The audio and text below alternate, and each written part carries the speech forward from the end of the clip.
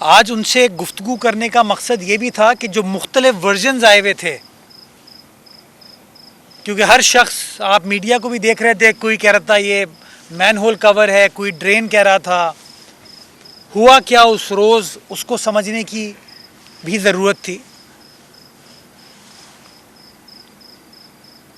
बुनियादी तौर पर जो रिस्पॉन्स था वो उस तरीके का नहीं हुआ।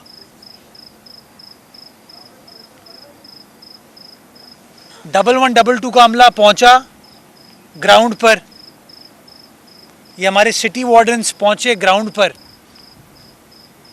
लेकिन काम नहीं कर पाए। करीब में वफाकी उर्दू यूनिवर्सिटी के सामने हमारा KWSSIP का काम चल रहा है, तो वहाँ से शवल को मूव किया गया। वो आई, उसने कुछ अरसे काम किया, लेकिन वो काम नहीं कर पाई। फिर एक और इस तरह का डंपर इस्तेमाल किया गया काम करने के लिए। बुनियादी तौर पर 12, 13, 14 लोग खड़े हुए वहाँ पर। जो मैंने आज ख़ानदान से बात की, मैं इसलिए ये कह रहा हूँ,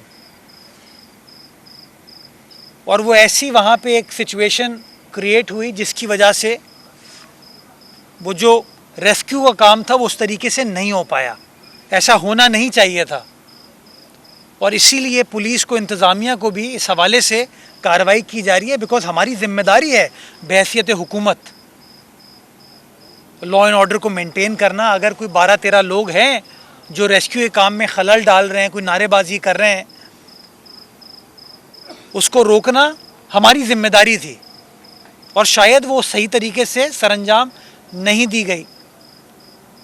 तो उसको इन्वेस्टिगेट किया जा रहा है ताकि